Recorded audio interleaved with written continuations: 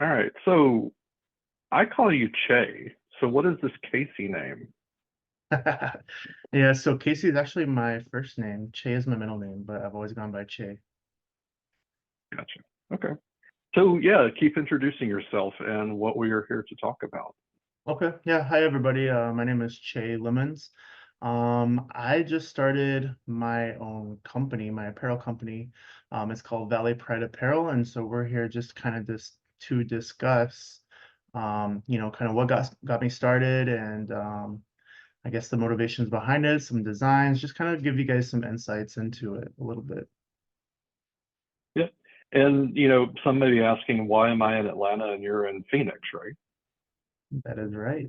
Someone might be Yeah. So wondering. we have some mutual friends, and I have drug you around Tucker. You know where the outside patios in Tucker are.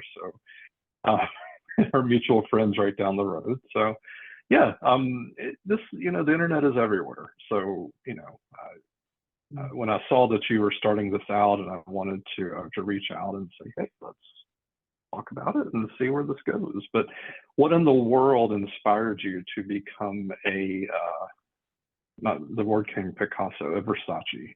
So what is the deal with your apparel line there? So what really inspired me was I've always been like creative. I really like designing things. And I've always wanted to showcase the community of the valley. And I really wasn't sure how to integrate those two. And I've thought about opening a bar or opening some type of business. And I've been talking to friends about this for, the last couple of years is like, how can we bring the community together and how can we showcase that? And I don't know, it just kind of hit me one day where I'm like I can integrate my ability to design and plan things with the community, right? To help bring people together. And so um that's kind of where my head was at with it. That and I'm really involved in the sports community here in Phoenix. And so one thing, that really separates us is, our apparel, right? We wear the same jerseys, we're on the same team, we're fighting for the same mission and achieving the same goal. And I thought, the gay community here in Phoenix is kind of doing the same thing, right? We all want the same things, to have equality and, we're all representing the same team. And it's like, how can we showcase that in the Valley? And so that's how I kind of came up with Valley Pride Apparel.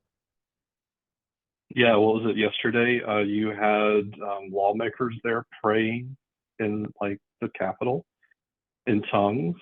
Did you happen to watch that hot mess of a video? I have not. Yeah, I have Uh, not. I mean, I don't think that's ever happened in Georgia, so that may be a first for you folks in Arizona. No, To be honest, we have our church, we have our churches here where they'll pull the snakes out, and but I've never seen that go down like at the Capitol. So that may be another check mark that you guys get out in Arizona that Georgia hasn't quite got there yet, for better for worse. I'm not really too political. I do vote. I do, follow up on everything, but I think it's just because of my background. I was raised Jehovah's Witness. And Mm. so it was very like we don't pay attention to the media, we don't vote, we don't do anything. And so like I never really paid attention to anything growing up. And so the first time I voted was when I moved here to Arizona, actually, when I came out in 2018. Oh wow, you never voted until 2018. I've never voted until 2018. Oh, that's so interesting. I'm going to share this because I'm actually working with a couple of candidates here, and just stories of why people get involved in politics. But and then you said Jehovah's Witnesses. So as far as we know, we bought our house from a family that was Jehovah's Witness. So and we bought it in the middle of COVID. And there was a phone call one day, and she goes, "We were going to try to meet up or measure something." He goes, "Yeah, just want to let you know we're not vaccinated." And it was like needle off the record. Oh, so yeah, it's a very and then actually once we got moved in, we got a letter, and I messaged her because I wasn't sure if it was like her letter or for us, and she goes, "Oh, that's from the Jehovah's Witnesses. You can throw it away if you want." It was the Watchtower. So yeah, they're a very interesting denomination, and actually, it's ironic because I got my hometown church bulletin. I grew up Methodist, and I say that Methodists really didn't care much about anything until this whole queer thing that went down. And so my hometown church went more conservative. And there was a little entry in there. And I had tried to do this before. I said, I haven't been there in a long time. My family has moved out of town. Take me off the rolls. And they kept me on. And I was like, what do I have to do to get off the church roll? I know I'm going out, but this is kind of funny now that you say this. So I emailed her. She emailed me back, and she goes, "Okay, we'll take you off the mailing list, but do you want to remain a member?" And I was like, "Okay." I actually researched today. I went out, and I'm like, "What does this new conservative version of the Methodist?" And I could find nothing about all the queer stuff, but that's what they are. So I was like, I'm said, I'm sorry. Everything that I can find about it turned into is more conservative. So yeah, you might as well just take me off the rolls. So oh my gosh, this whole religion thing just is insane. But, yeah. But anyway, back to shirts and apparel. And t-shirts, hoodies, activewear, jerseys, tank tops for the summer. What all is going to be included here? Yeah, so I really first just envisioned t-shirts and hoodies, tank tops.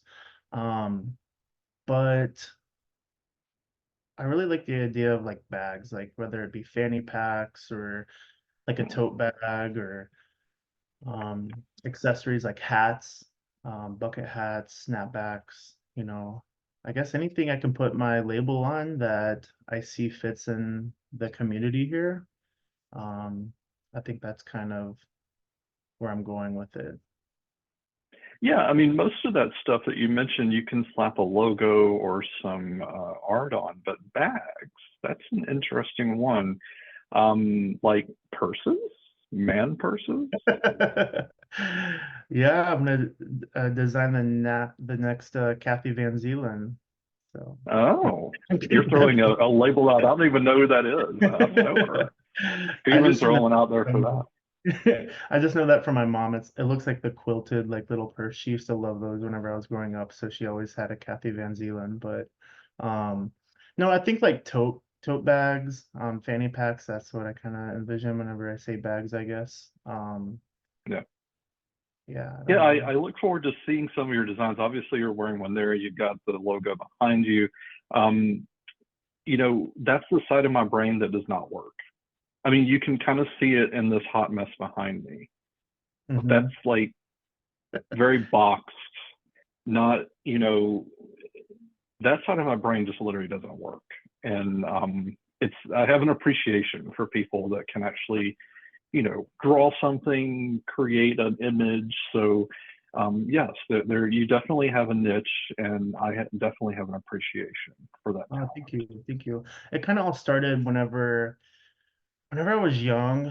I used to get crafty in the kitchen, like 'cause we grew up with in a family that was very, very poor, and so I would start in the kitchen, going in and looking at ingredients and say, okay, I have this, this, and this. What can I make? And so sometimes I had to get creative with it. Like we have hot dogs, bologna, and cream cheese. Like what the heck can I make with that? And then I make like a masterpiece now. Um, but yeah, like I guess that's where my creativity started, was like it started in the kitchen, and that's kind of overflowed into different areas as I've grown up.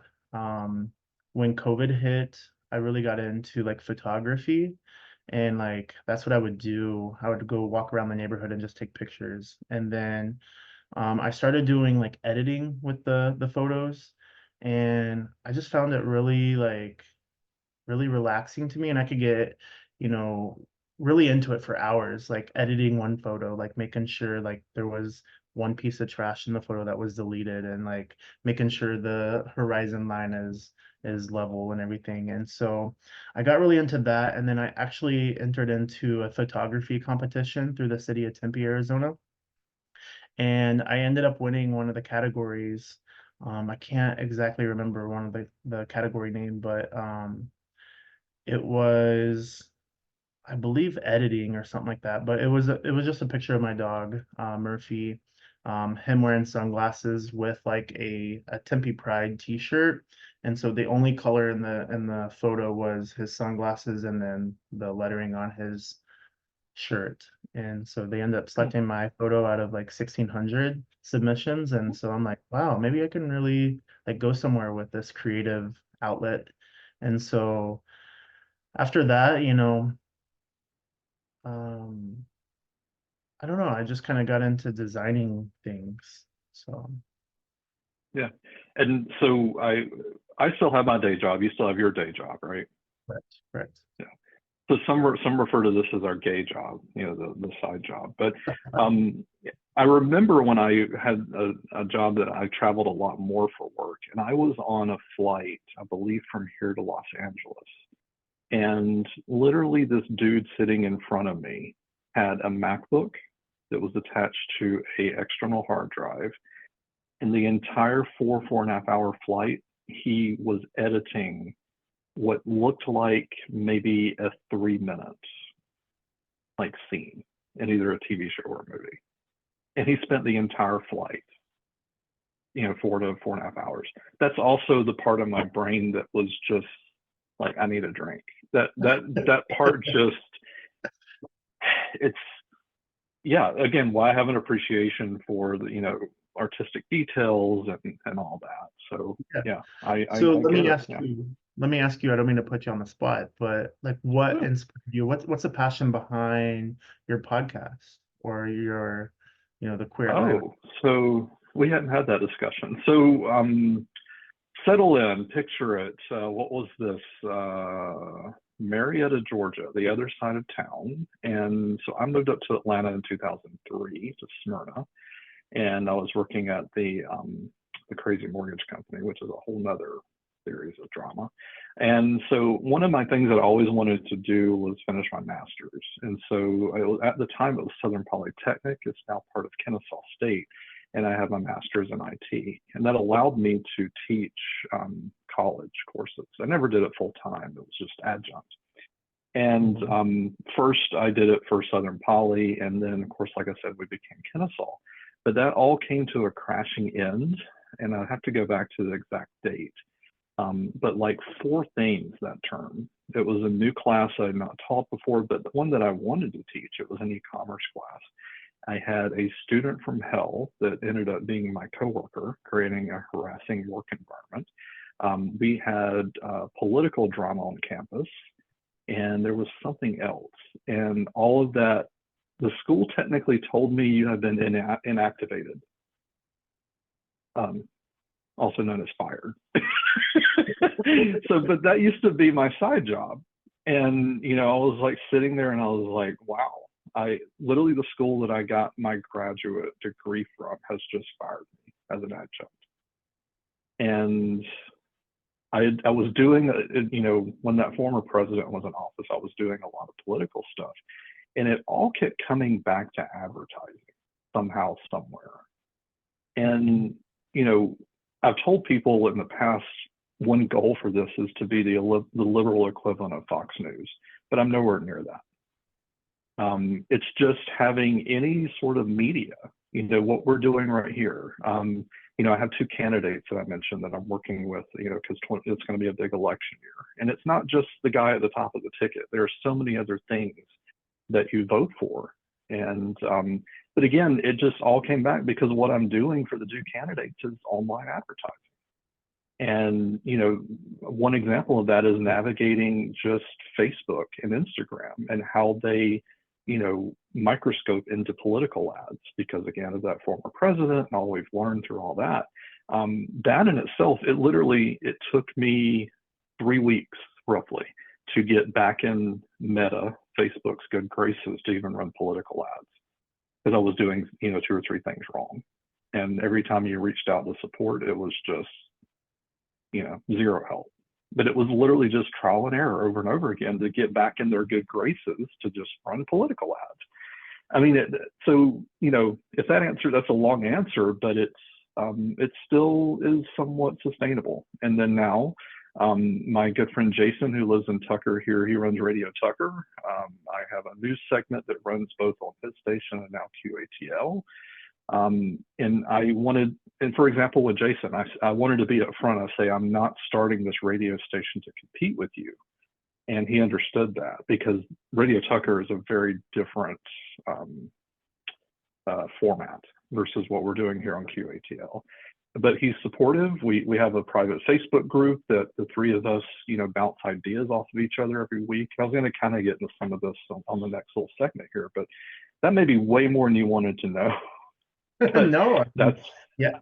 I really didn't know like you had like a radio station. I mean, I think you briefly mentioned it like when we were hanging out with a few friends, but I really didn't know anything about it besides that. yeah. And that, just what Jason has done with radio, because Jason started Radio Tucker during COVID because he was just bored at home, climbing the walls.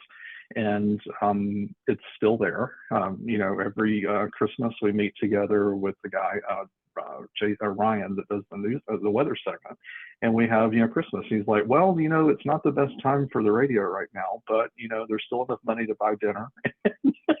So I mean, it's technically an LLC, but who knows? And one thing that I'm going to get into here in a second is I now used to. Well, I do not underestimate salespeople now. So when I worked in software for a number of years, we always just berated the salespeople because they would do a half-assed job.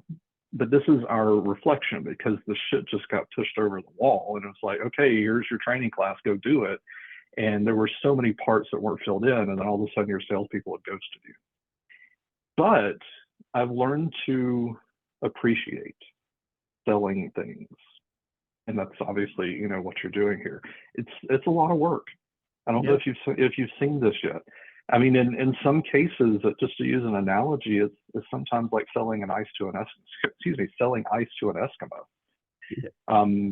What sets you apart? What is different about what you're selling, and finding those niches, and some are calling it funnels and all this kind of stuff if you researched it. But it's a whole, there's an art side to it and there's a science side to it. Yeah, for sure. That makes any sense. I do want to touch on that in a minute, but first I want to get back to your radio station because I have a point here I want to make. So whenever you're planning everything for your shows or your next segments or anything, do you get very involved in that? Like how long can you get caught up in the process of planning everything? Yeah, so the format that Jason uses a little bit different thing behind the scenes, but we both broadcast through Live 365. And the key thing that Live 365 offers is they pay the ASCAP gods, as I call them. So there's that whole, performance of music and making sure the ASCAP pennies make it back to the artist. So Live 365 handles all that. That can be a whole burden in itself if you're trying to take that on. And, ASCAP wants hundreds of dollars and just, so Live 365 has that down to a science. But for the most part, the radio station is on autoplay. There's a whole schedule, like looking at an Outlook calendar, and you say, Friday at 2 p.m., I want this to play for an hour or two. And it's just on repetition. But in the middle of that, you can also put in ads, for audio ads, and all that. I throw the news segments in there just to kind of mix it up. And in our community, there's no shortage of DJs. Everybody's a DJ, right? Yeah. So I have 3 or 4 guys that are willing to share what they've put together. Either maybe it's a live show they've recorded or something they've done separate. And so tonight and tomorrow night we have the DJ hours. So there's just endless, and that ends up actually taking up a little more time where the ads don't interrupt those because it's just a continuous thing. Keisha Waits, the one lady that I'm working with, I actually helped her get elected to Atlanta City Council on her last go around. I have her sponsor the lunch old school music hour because she is hope she doesn't hear this and get pissed off, but she is a fine diva, and she is a little bit older than us, and she loves her old school music. So I said, this is going to be a perfect fit. You are sponsoring the old school music hour every day at noon, and it is actually the most popular Facebook ad for her Oh, campaign so far. oh wow. So yeah. So I guess in general, there's a lot of nuances and a lot of things that go on behind the Oh my scenes. God, You can get I really tied up in literally details. I put way too much time into it, and when I looked at the radio thing, I told folks, I said, I cannot do this by myself. And my other friend, I guess he's a silent partner in what we're doing here. And then also Jason, he's like, no, just, if you run into a brick wall, call me and let me know. And they've been super supportive. And but yeah, again, anytime I take on something new, I always come out as like, I cannot do this myself because Yeah, it's just going to explode. there's a lot to it. Yeah. So you can relate that to design because there's a lot to it. You get caught up in all of the little details, right? Just like your radio station, it's like I need to plan out how many songs I'm going to play. Are they going to be on repeat? How many songs are going to be on repeat? How many, you know, how many advertisements are going to, go in the middle of those? And so like all those little details like that can be related to design as well, and that's how people can get caught up into it for hours. So going back to the guy on the airplane, that's why he spent the entire flight is like for me, I can get caught up in like I don't like the way this tee looks. So let's take off the little edge of the tee and see how that looks. No, I like it better. Do I like it in this color? So like I can get like that's how people get caught up in, design for hours and like it literally the little bitty details matter. And that's Yeah. how I can relate to And that. I'll say this for our community too. Queer people generally have a little eye for things that others don't. That's And true. whether it's a design thing, sometimes it comes out of growing up in certain circumstances. Mhm. But folks in our community, we have an eye for certain things sometimes. That's true. That's true. Whether it be fashion, whether it be, I don't know. I have noticed that though. I've always thought like gay guys, they have like an eye for design. They have an eye for like interior designing. Like I wish I had a little more touch in that aspect, but And I'm going to go and pat ourselves on the back because who are the folks that are always in the office on the holidays? yeah, It's the other folks that have the kids and everything that they've got to go, and it's like a lot of times we don't get a lot of appreciation for the things that we are maybe getting in front of, something in the day job that you're like, this shit's going to hit the fan tomorrow. Well, let me get in front of it today and not have to deal with it tomorrow. Or yeah, the opposite of that. There's like, this is your third chance to fix it, and honey, bless your heart, you just need to experience it. Some people, they just show it to work and are like, huh? They just don't have that. So it's a niche for sure.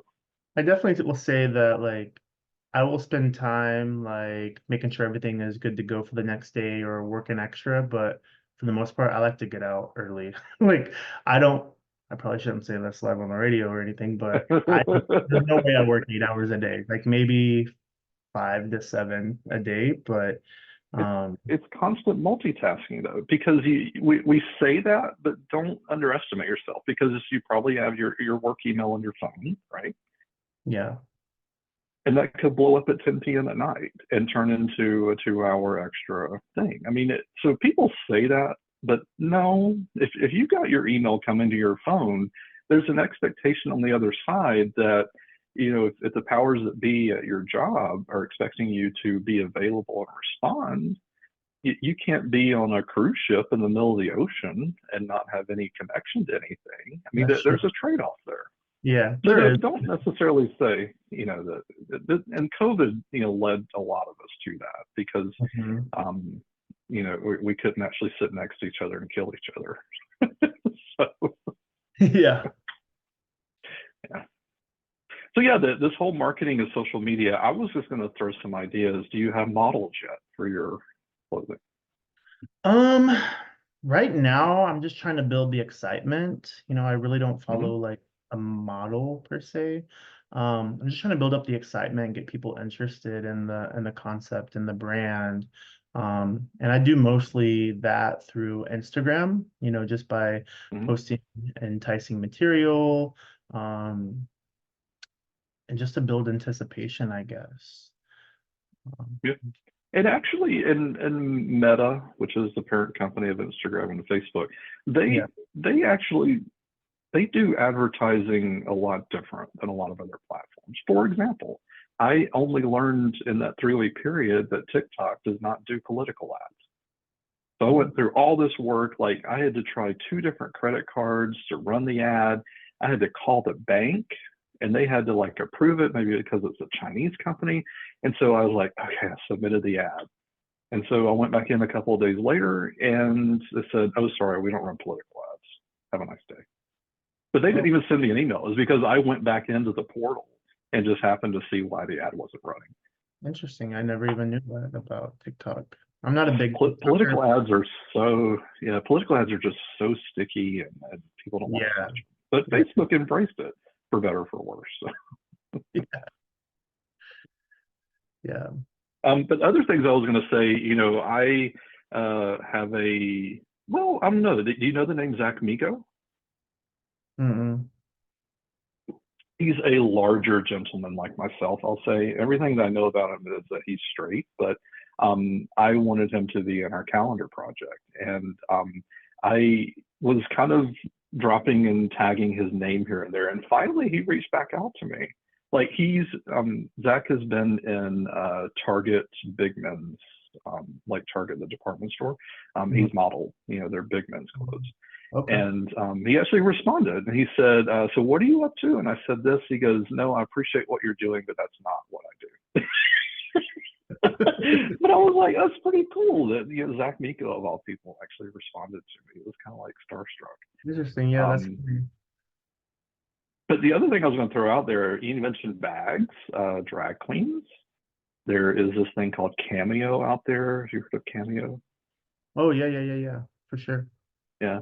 So I think there is if you want to send a birthday video to a friend, but they also have like Mhm. a commercial version of that, where you say, well, hey, I'm Valley Apparel and I want to sell this kind of thing. Interesting. Um, do not underestimate your local game plan. Is Yeah. that a local business? Is it, making merch for another business? Um, I'm just throwing out ideas. Yeah, no, that definitely goes into play with like my future plans and goals. Like whenever I first started, I'm like I thought maybe it was just gonna be t-shirts. Like I really didn't know like the magnitude of where it could go. And Mhm. I definitely wanted to showcase like the local community, the local vibe. Um, but I think the more I spend time with it, the more I can see like the future of it and like how big it could go. Mhm. I'd really like to collaborate with like local artists. Like maybe they can create a Mhm. design and I can bring awareness to their art. Or I think it would be really cool to um partner with different LGBTQ organizations or companies, and maybe one of their employees, they hold like a design competition, and like the winner gets the winning design on my t-shirt, and like maybe I'm able to raise funds for, to be able to give back to that organization and community as well. So I can see Mhm. myself partnering with businesses, with artists, with maybe musicians. Um, Sports leagues for sure. I think it would be really cool. I'm very involved in the sports leagues here and the gay sports leagues in Phoenix, and I see a niche for that. Like I see a lot of people wanting to be able to show off their pride of their team name and their design and everything. And so I think that would be really cool to do. Yeah, and when you get there, Keith, that he is the man behind. It's called Quarter Cracks. I have not had a chance to ask him why, but it's like an owl logo. But he actually has a niche himself, and he's family, and but he puts out music for ads. Because a lot of Mm, times you may have run into this, that you try to weave something together and use actually, a song from the ASCAP gods, and the social media platform will cut you down or they'll like mute it. So Keith, no, he actually has tuned into that, and he's like, no, mm. I'm not actually going to submit my music to the ASCAP gods so that people like us can actually use it. And so I use his music pretty much weekly, and I give him credit for it. I'm sending him a T-shirt because there's one coming in the mail for this merch that I try to push here. But no, I'll get you in touch with him because I like that he is why he's doing that. And Yeah. you can buy his music off Spotify if you want. He would love you to, but that's not the angle that he started out with. Yeah. Yeah. I think it would also be cool, after I get into this market here in the Valley, maybe expand to different cities, perhaps, partner with other people in different gay cities or uh I guess communities in order to Mhm. understand their community and maybe partner with them and help roll out something within their area. Yeah, for sure. So the inspiration. I mean, we went out to Palm Springs, and I remember they had K Gay in Palm Springs. It's Heyday. actually an FM station, KGAY, I believe Oh, it okay. is, and it's an FM station there in Mhm. Palm Springs. And I was like, does Atlanta have anything like this? And that's another. The rest is a little bit of history there. So Okay. Yeah. let's see. We talked about those future plans. So obviously you're wearing a logo T-shirt. I am. Is that the first design? Yeah, so I'll throw it out there. Is going to be the first design, just my logo. It's going to be like our signature um piece. But I'm going to put that on tank tops. I'm going to put it on shirts. I'm going to put it on hoodies maybe the winter here in Phoenix is kind of hot for hoodies right now, but yeah, I think that's going to be our first design. I'm going to have different things associated with the valley. So it can either be like Valley Gay, like underneath of it's gonna say gay. Um, or just my logo, Valley Pride Apparel. There's one that's gonna say like Valley Girl. Um, so that's kind of my first design. Right now, this shirt is actually a test material shirt. So I ordered it just to kind of see the material, see the print. Um, but it's not one that I'm going to go with this material anyway. So I'm waiting on a few other materials to come in. I've ordered them just to kind of check them out. I have probably about 5 or 6 to choose from. So that's kind of where I'm at in the process is I'm waiting on all the materials to come back and I'm going to actually wash them as well a few times just in the wash machine just to see if the print stays, see if the quality of the material stays, just to kind of really do like a high level test of the material and print before I roll it out because I definitely want it to be a good quality product. That seems like the number one feedback um, piece of feedback that I've gotten from my audience so far, just from Instagram. I've been I've been asking like random questions on Instagram to get feedback and get people's opinions and stuff. And so that's been the number one feedback like that people look for whenever they're selecting a product is the quality. And so I really want to use that and make sure I select a good quality product. Yeah, and one thing I forgot to mention earlier, our mutual friend tells me that Phoenix, you have a very short summer, that the rest of the year is pretty much like fall or spring. Yeah, it's freaking amazing. It's Yeah. starting to warm up a little right now, but for my taste, I like it. It's like in the 80s. We just had our first 90-degree day. Still not even that hot to me, but I'm acclimated to it. But it can get hot through May, June, July, August, September, and then towards the end of October, it starts, coming down. And then October through April, it's just amazing, sunny. Everyone's outside hiking, biking, doing their outdoor activities. And no humidity and like no pollen, right? Yeah, as everybody would say, it's a dry heat. There's definitely pollen here though. Like I Uh, recently started having like allergies, and so I don't know if that's just because I'm getting older or if, it's all catching up to me from living here for so long. But I'm having to start taking like some nasal sprays to help with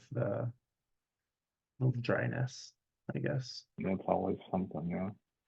And then I was going to say that you're actually going to do a design, so you already have a song for it. It's Valley Girl. We're going to listen to it after the episode, and I think you're going to laugh your ass off. Because so Valley Girl, let me set the scene for you. It's from Moon Zappa, who was Frank Zappa's daughter, and I know that they're older than us, obviously, but it's literally the song goes Valley Girl, and she's like, "Oh my God, gag me with a spoon," and it's just that whole I've never like, heard it.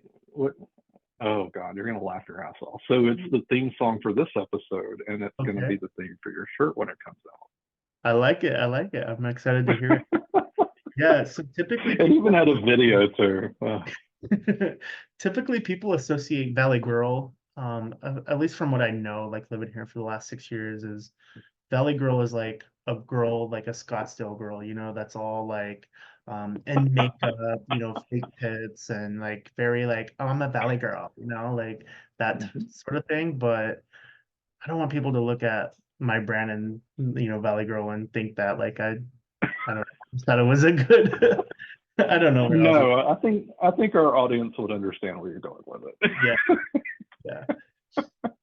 Maybe there's some lesbians out there that like Valley Girls. Like, hey, and I'm all for that. Oh, So so it's a flannel Valley Girl.